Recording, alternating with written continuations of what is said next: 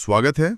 आज हम एक बहुत ही दिलचस्प स्रोत, प्रकाश की यात्रा के कुछ खास हिस्सों पर बात कर रहे हैं। जी हाँ, और ये स्रोत यूहन्ना के सुसमाचार के शुरुआती हिस्से, खासकर आयत 1:4 से 5 पर केंद्रित है। बिल्कुल, आयत है, उसमें जीवन था और वो जीवन मनुष्यों का प्रकाश था। वह प्रकाश अंधकार में चमकता रहता है और अंधकार ने उसे दबा नहीं पाया।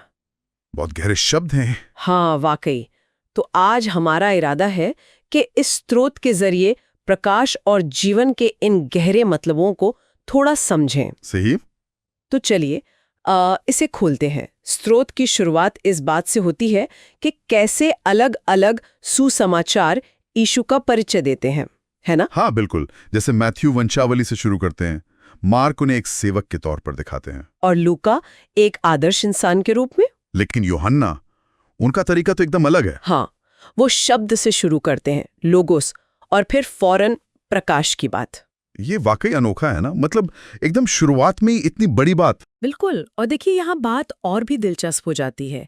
यूहन्ना जब यीशु को प्रकाश कहते हैं तो वो एक ऐसा रूपक इस्तेमाल कर रही हैं जो बाद में वैज्ञानिक तौर पर भी मायने रखता है। अच्छा, वो कैसे? सोचिए, ये तब लिखा गया जब विज्ञान भी प्रकाश को पूरी तरह नहीं समझता था।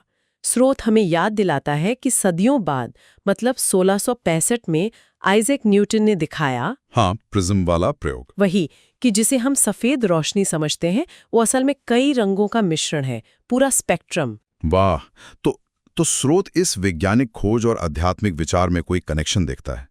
ये तुलना कैसे की गई है? हाँ, यहाँ लेखक का तर्क ये है कि जैसे एक ही प्रकाश किरण में इतने सारे रंग छुपे होते हैं, वैसे ही ईश्वर की प्रकृति में भी अनेक पहलू हैं, गुण हैं, और यहाँ तक कि भावनाएं भी शामिल हैं। भावनाएं ईश्वर में? हाँ, और ये बात सिर्फ ईश्वर पर ही नहीं बल्कि हम इंसानों पर भी लागू होती है। हमारी अपनी भावनाएं, डर, खुशी, थकान, उदासी, ये सब उस स्पेक्ट्रम के अलग अलग रंग हैं, ऐसा स्रोत कहता है। ये सोचने का एक बहुत ही सुंदर तरीका है कि हमारी सारी भावनाएं, जिन्हें हम कभी कभी अच्छा या बुरा कह देते हैं, वो असल में जीवन के रंग हैं। सही कहा। और ये सब रंग मिलकर ही हमारे अनुभव को पूरा बनाते हैं। तो अगर हम इसे थोड़ा और खोलें, स्रोत कहता है कि ये भावनाएं रंगों की तरह हैं। हाँ, और शोधकर्ताओं केल्चनर और एकमैन का हवाला देते हुए सामग्री में ये बताया गया है कि इंसान कम से कम 25 अलग-अलग भावनाएं महसूस कर सकता है। 25? ये तो बहुत है। हाँ, कल्पना कीजिए, इतने सारे रंग। लेकिन स्रोत के मुताबिक यीशु के बिना ये सब रंग एक अंधेरे कमरे में बिखरे पड़े हैं। मतलब हम उन्हें ठीक से देख या समझ नहीं पाते। अंधेरे कमरे में, हाँ, ये बात समझ आती है। और यीशु पर विश्वास करना उस कमरे में रोशनी जलाने जैसा है। अचानक ये सारे रंग साफ दिखने लगते हैं, जीवन में एक नई स्पष्टता आ जाती है। तो ये रोशनी सिर्फ बाहर का रास्ता नहीं दिखाती, बल्कि अंदर की दुनिया को भी रोशन करती है। स्रोत में प्रोफेसर E.M. ब्लैकलॉक का जिक्र भी है ना? उनका क्या कहना है इस पर? हाँ, प्रोफेसर ब्लैकलॉक ऑकलैंड विश्वविद्यालय से, उनकी बात यहाँ बहुत फिट बैठती है।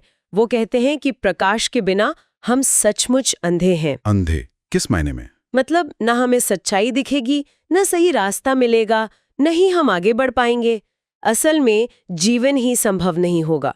और स्रोत कहता है कि ये परम सत्य यीशु में पूरा होता है।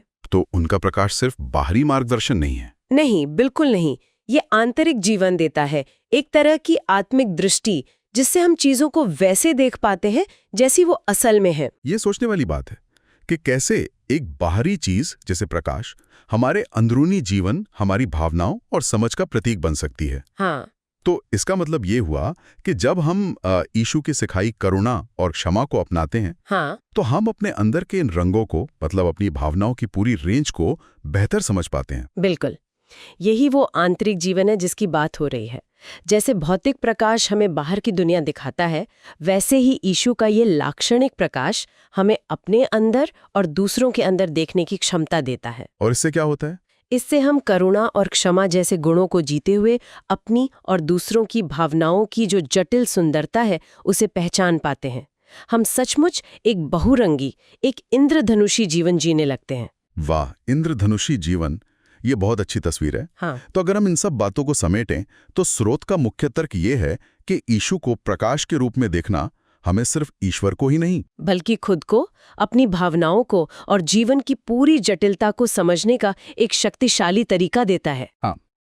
और स्रोत में एक छोटा सा अभ्यास भी सुझाया गया है, वो भी काफी दिलचस्प लगा, धूप में समय बिताने वाला। हाँ, धूप में कुछ समय बिताना और उस रोशनी में यीशु की उपस्थिति और प्रेम को महसूस करने की कोशिश करना। एक सीधा लेकिन गहरा अभ्यास है ये। सही। और ये हमें एक महत्वपूर्ण सवाल पर लाता है ना, अगर प्रकाश, चाहे वो असली वाला हो या ये लाक्षणिक वाला, हमारे जीवन के लिए इतना जरूरी है, हाँ, तो क्या हमें अपने रोजमर्रा के जीवन में मौजूद प्रकाश के जो अलग-अलग स्रोत हैं, जैसे ज्ञान, प्रेम, आशा, कला, प्रकृति, उन्हें और ज्यादा ध्यान से पहचानने और महत्व देने की जरूरत नहीं है?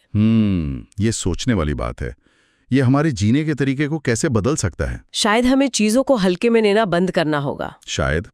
और अंत में ये स्रोत हमें यूहन्ना के उन शक्तिशाली शब्दों की याद दिलाता है, जो आज भी उतने ही सच हैं। प्रकाश अंधकार में चमकता रहता है और अंधकार उसे दबा नहीं सकता।